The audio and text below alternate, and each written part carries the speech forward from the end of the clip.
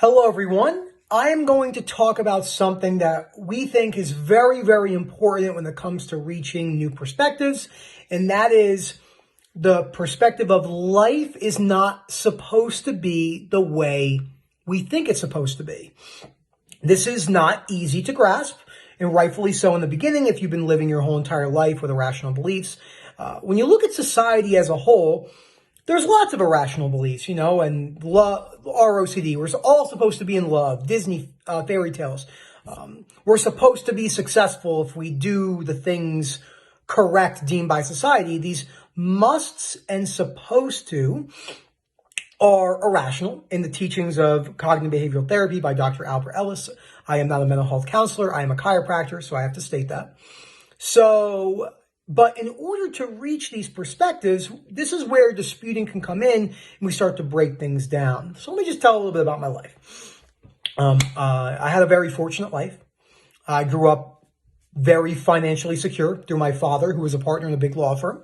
I had everything anyone could have when they were growing up. I had the money, I've had 3 new cars, I've had beach houses, vacations. I had it all. And from the outside, it looked amazing. But throughout this time, I lived in a bubble and thought that nothing could go wrong. What could go wrong in my life? I have everything I would ever want. But what happened was my beliefs started to blossom. Between doctoral school and my anxiety going up by high caffeine usage and so forth, I developed chronic OCD, somatic OCD. I was locked on my sensations. And, this isn't supposed to happen to me. I have a great life. And I realized that there's nothing, for me, universally law speaking, that this shouldn't have happened to me. Why should it have not happened to me? Genetically speaking, whether OCD is a genetic disorder, more than likely, and turned on by environment, but this was the cards I got. So what happens is, and rightfully so, and understandably so, we start to sit back and think, well, this shouldn't happen to me. No, I don't deserve this. This isn't fair. And what this does is it leads down a road to nowhere. When I break down them, you'll hear me speak about this a lot. I always talk about your ROI, your return on your investment. So we have to think about what is the return on my investment by sitting down and thinking, should this happen to me or should this not happen to me? When then the reality is there's no law saying that this should not have happened to me. And that is not the easiest thing to stomach. And rightfully so, because I've been living in this bubble. Sorry, my printer over here is going crazy. But breaking these thoughts down and understanding that this is okay for this to happen is not the end of the world.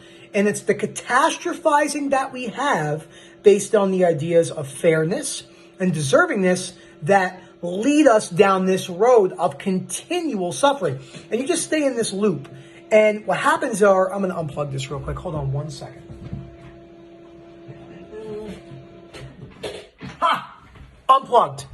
So, back to what I was saying, and these things just lead us down the road of nowhere. So, there's lots of things in life when we think about, there's people that have everything that we think, monetary value. They have money, they have the fame, they have the looks, and then they get into a car accident and die. Why is that? Is that unfair? Is that just how life works? And these are just some things that happen to us, and breaking down these perspectives again, and you're not going to go overnight. Like I said, we're in a society where these irrational beliefs are everywhere. They're everything. Everywhere you look, it's deservingness or fairness or fairy tale. And you wouldn't have probably realized this until you were going through what we are going through. That's why it's a blessing in disguise to go through what we're going through. Because without this, we would have never realized that there is things in life that just happen. And then how you deal with those things is actually what leads to your ultimate success.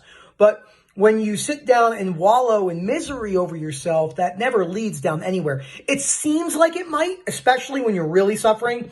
Woe is me. Oh, my life is over. But if you start to calm it down a little bit, which is not easy for someone like me, and you start to look outside the bubble, and then you start to see that these things aren't as bad as we thought they were. And then you start to realize that There is no universal law in life that says this or should not happen. These are just ideas that we have created in our mind to make us believe that things like this should not happen. So I'm going to keep this as a short video. I hope you guys enjoy. Have a great day. As always, leave a message down below, and I'm always willing to talk. Have a good one, guys.